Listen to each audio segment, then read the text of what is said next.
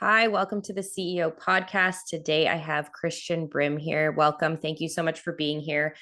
Please tell everyone who you are and what you do. Sure. Thanks for having me, Brittany. My name is Christian Brim. I'm a CPA.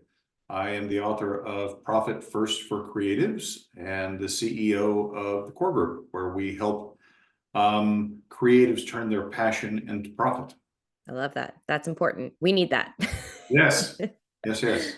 So give me a bit of a background. What got you started and why did you take this road? Because I'll give a totally stereotypical CPA. I feel like creativity is not number one on a CPA's list. So what kind of drove you into this space? Yeah, that you're accurate in that assessment. Well, honestly, we had been doing this for a long time, and one of the biggest failures I have had as a business is not identifying a target market that was specific enough. And we had a target market for a long time, but it was too broad. And we went through the process of reviewing all of our existing clients. And we just asked two questions of ourselves. One was, who do we like working with? And who gets the most value from what we do? And when we came up with that list, over half of them were in creative industries, videography, marketing agencies, cinematographers. And so that's the reason why we chose that market. It wasn't like I like to think that we were real analytical about it and decided who was the most profitable or where the most potential growth was or anything like that. But that's how we went through the process of deciding. But as we made that decision and leaned into it, we realized that we had a certain set of skills that resonated. And what I think the biggest one is communication, because accountants aren't necessarily people. A lot of them are more comfortable working with spreadsheets than talking on the phone. And that's something that we, one, recruit on, but two, spend a lot of money and time in education on how to communicate.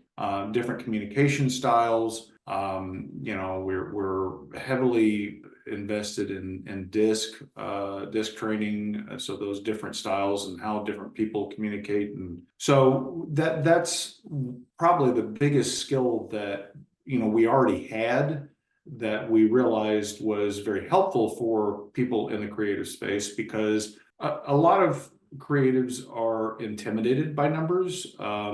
But that's not just creatives. I think that's a common flaw of most business owners, is they just ignore their finances. So that's my answer to that question.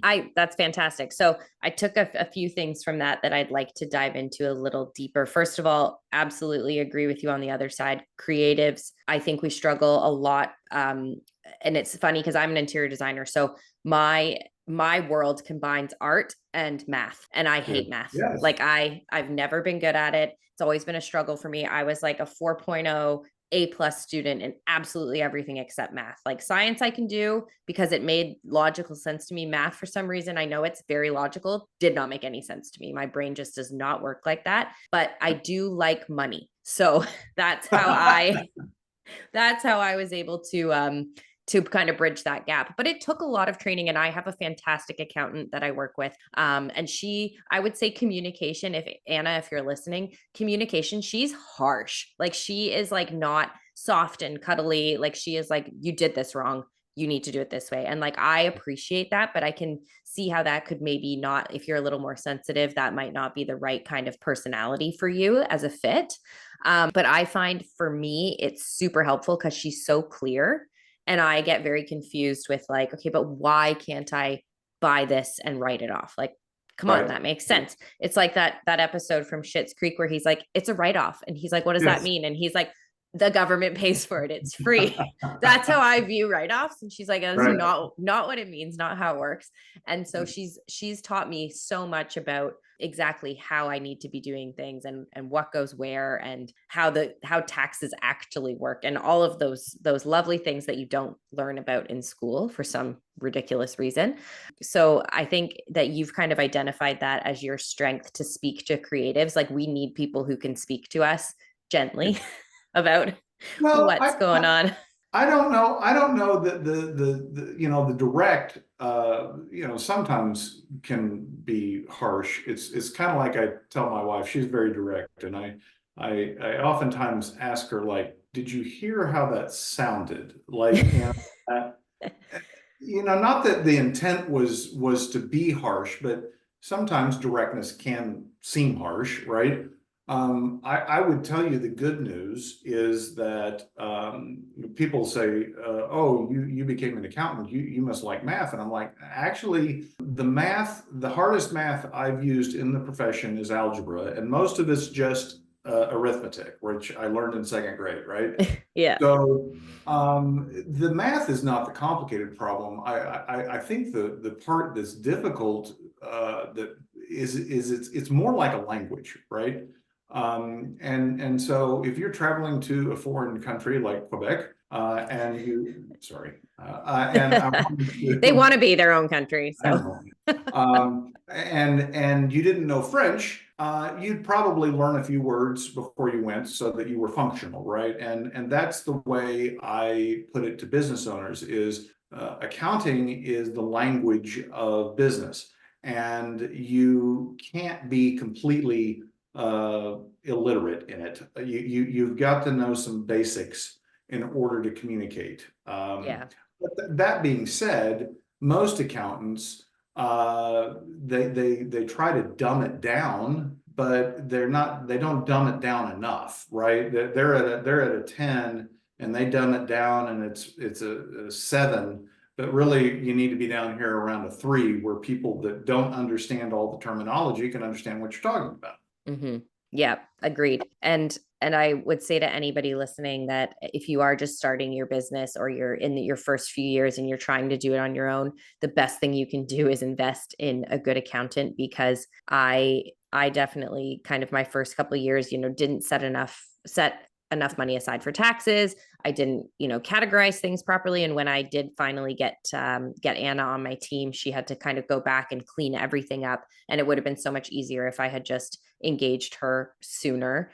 I think I would have benefited a lot more financially if I'd engaged her sooner. So that's just a quick little bit of advice for anybody listening.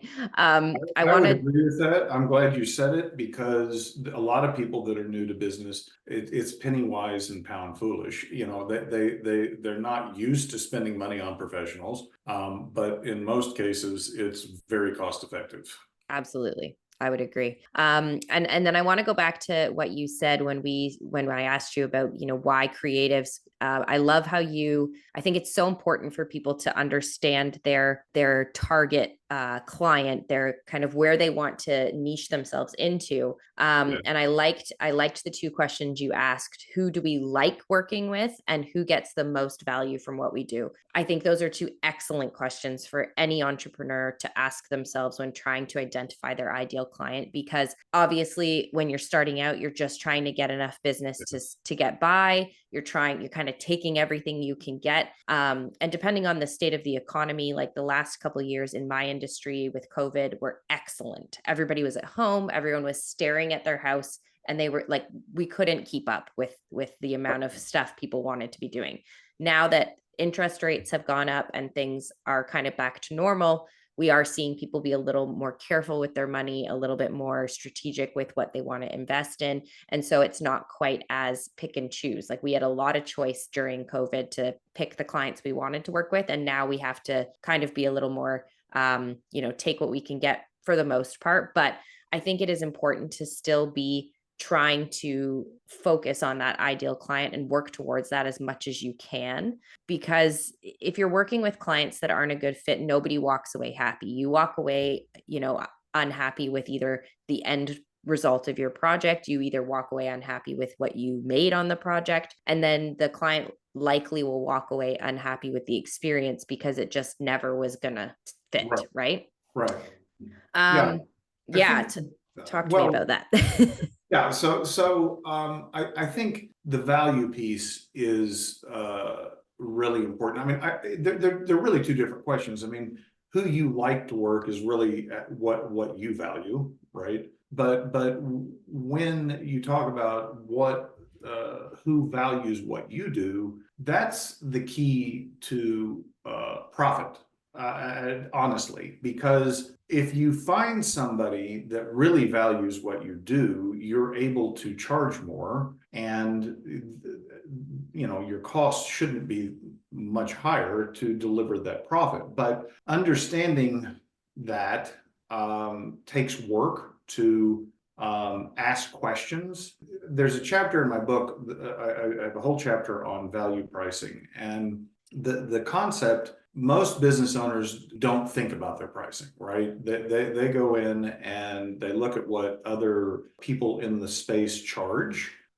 They look at like how much time and costs they have in the work, and they maybe pick a profit margin that they want to make and add that on, and that's how they go about pricing. But if you flip that around and look at it from the value received by the customer or client, then your profit opportunity opens up greatly, because you can capture more of that value and you can discern who isn't a good fit. The hardest part for me as an entrepreneur growing the business was telling people no, right?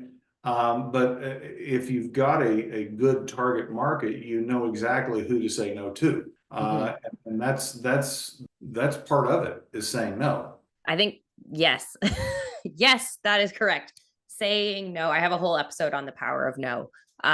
Because everything that you say yes to that's not the right fit takes you away from the things that are the right fit and that are going to progress you further in whatever goal it is you've set for yourself. So absolutely, you have to learn how to say no. Can you touch a little bit, if you had like the perfect no to say no to a client, what would it be?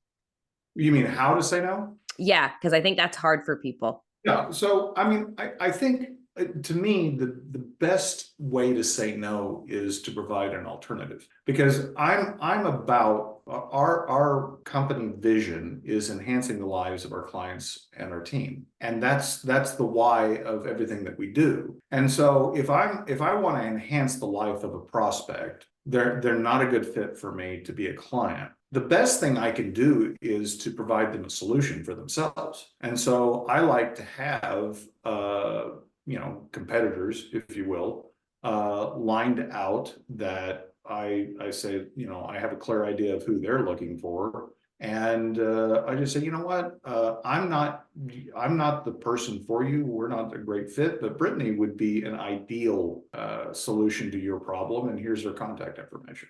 I Now like that that. that that makes it feel good for both of us. Yes, definitely. And it also gives you a nice feeling with your colleagues, like in the space, which I think is 100%. is absolutely, like, I have a very true belief that like we have to be collaborators, not competition, in our space. Absolutely. Yeah, because you never know when you're going to need to lean on someone with a question, or you might have a client exactly like that you need to, you want to pass them along, it'll be a better fit, all of those things. So I think keeping our friends, in surrounding industries close is important.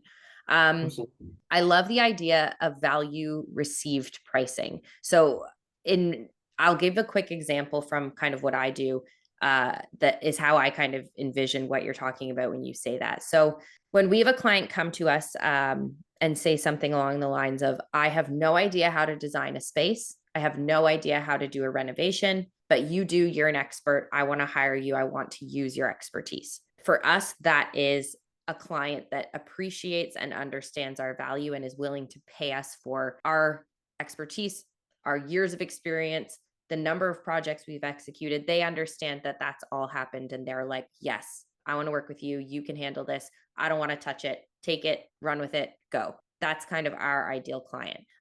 When we have clients that want to control the process or question every decision we make, or want to be so heavily involved in it that it's almost detrimental to our process, that causes us to lose profit because we're spending so much more time trying to like go back, go forward, hold hands, explain our decision making, all of those things. It ends up not being ideal for us because then we're basically just losing money trying to make this person fit in the mold that they just don't fit in. Right. So yeah, so tell me a little bit about the value received pricing. I know you said the best way to find out who those people are is to ask questions. So what kind of questions are we asking those clients? And do you have a matrix that you apply it to? Do you have kind of a points ranking system? How do you determine that? So to me, the essence of value pricing is having a very clear idea of what the problem is that you're solving Okay. and the value that the person receives from the solution. In your space, that becomes a challenge because the value that they perceive is probably not well defined in their head, right? And in the customer's head, right? But I can see in the interior design space where there is absolute value that can be quantified, such as improvement of the property's value. When you get into things like my value is that my neighbors or my friends come over for the dinner party and they're just wowed by the space. How do you quantify that? I don't know. Mm-hmm. Right. But it's having a very clear idea of what the problem is that you're solving for that customer and the value that they perceive. In some instances, like the example I had in my book is an extreme value of value pricing called a 100% tip. In that case, you let the customer and the client decide the value after you've done the work. Now, obviously, there's a lot of risk in that. You're taking 100% of the risk, and I'm giving this as an illustration, not as a recommendation. Okay. Okay. Thanks for the Um, clarity. and when we first started talking about value pricing in our business, the example was we had this client that was selling their business, and we did some work helping them structure the exit to save them taxes. And my brother, who was working with me at the time, I said, let's try this. And we'd already done the work. We hadn't billed them. I said, quantify what we saved them in taxes and then let them decide how much to pay us. And he'd had like maybe 4 or 5 hours in this. And before he asked the client, I said, how much absolute max would you charge this client? And he said, well, I had like 5 hours in it, $500 an hour, $2,500. That's what I would bill them. I said, awesome. Let's see what they pay us. After we showed them, this is how much we saved. You pay us what you feel is appropriate. They turned around and wrote us a check for $20,000. Now, that is the illustration of the power of they're setting the price based on the value they perceived. Right. Now, that doesn't work. That 100% tip doesn't work in a lot of situations. But it just shows you that as a business owner, we leave money on the table because and it was almost a 10x.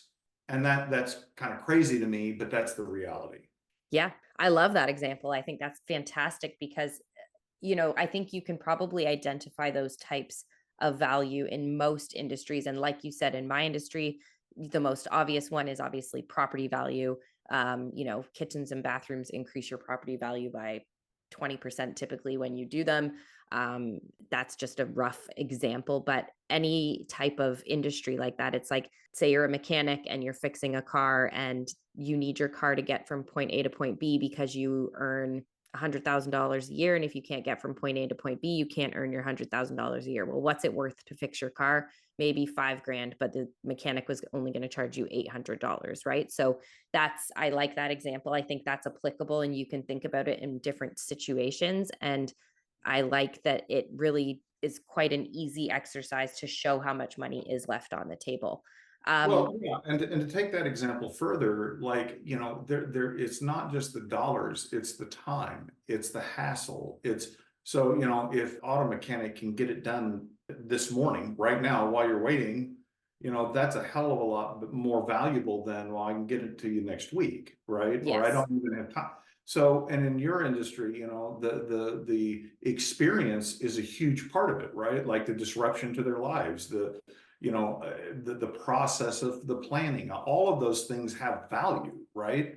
And so it's asking the questions of the client or the customer to truly understand their problem. Like, well, I need this done because my in-laws are coming in 3 months, and I've got to have it done by then. And I've got two kids and I'm running them all around, and I don't have time to be there or answer questions. Like all of those things contribute to the value.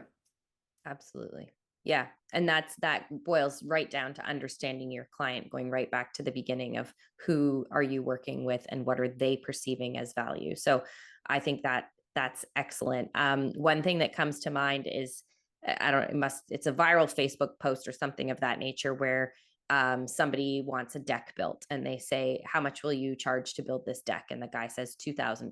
And they say, that's insane. I'm not paying you $2,000 to build this deck. And he says, okay, well, I can give you, or you can build it yourself. And they say, well, how much? And he goes, well, materials are $1,000, but then you have to buy all the tools, and the tools are going to be $500, and then you have to put in the time. So how much do you value your time at? And by the end of that conversation or that analogy, they basically realized that by the time they taught themselves how to build a deck, bought the materials, rented the tools, or bought the tools, spent the time doing it, it actually was going to cost them more than what the guy who's been doing it for 20 years was going to charge them to build it. And I think Absolutely. sometimes breaking it down like that, even in your own mind or in the behind the scenes, to understand what you're bringing to the table, so you don't devalue yourself just by saying, oh, well, that designer charges $100 an hour and I charge $200 an hour. Like, who am I to charge $200 an hour? Well, I have 10 years more experience. I come with, 3 times more sub trades, whatever it might be that you have that you're bringing Right. to the table. You have to kind of go through that exercise to really understand your own value first, to then be able to provide that to your client. Well, you've hit on two great topics that I discuss in the book. The first is back into the value pricing is this concept of BATNA, which is best alternative to a negotiated agreement. And it's what's their alternative? What's their true alternative, right? Now, it might be a competitor, but if you provide a unique solution to their problem, there is no competition. So what is it that they can they bring that, in-house? Can they do it themselves? And, understanding what that really costs, that's the ceiling of your pricing, right? So, because that's their next best alternative, and you price against that. The other concept that you touched on is the worth, like the self-worth, like, am I worth that? And it's kind of strange, but I've struggled with it. I think a lot of people struggle with it. Is you look at what you're doing and what you're charging, and you start doing the math, and you're like, oh, I'm making $500, $1,000, $10,000 an hour. I don't know, and you're like, well, that doesn't seem right. Well, that's a false paradigm. Like it's not. You're not getting paid for your time, and you're getting paid for your expertise, and that's a very different thing. I think that's a huge point for creative entrepreneurs, because we put in time into whatever your art might be. So say your art is interior design, say your art is photography or videography or something along those lines. And you say, well, it only took me 2 hours to do this painting. Well, how long did it take you to learn how to do the painting? How long did it take you to create the studio? What do you pay in rent? What do you pay for paint? What do you pay for canvases? Did you have to travel to get the inspiration for that piece of art? All of those things go into what that value actually is. It's not just your time, No. it's exponentially so many other factors. And I do think there's a lot of guilt around billing clients and trying to do the math just based on time, because Yeah. Well, and that's what I love about value pricing is that it takes that completely out of the equation. Did the client perceive the value? Then who cares? Who cares? Did they, did they perceive the value and you deliver on it? Then what difference does it make what you put into it? The guilt Mhm. shouldn't come into factor. Yeah. And if you think about it in terms of like, let's say writing your book, how many hours did you put into writing your book? Does that mean that when you hit, say you bill yourself out at $100 an hour, when you hit that target, are you just going to start giving your book away for free? Right. Like, Right. no. And No.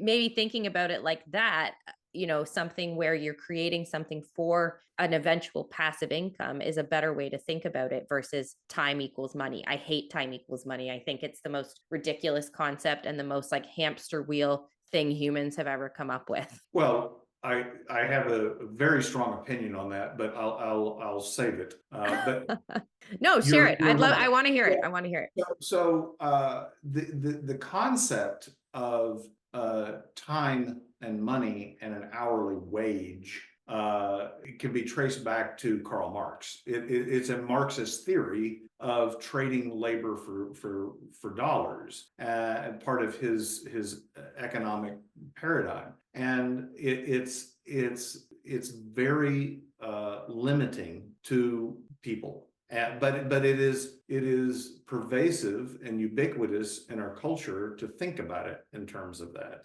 Mhm. But it is a false paradigm. It's not reality. It's a reality you can live in, and it's a reality you can create, but it doesn't have to be that way. Mhm.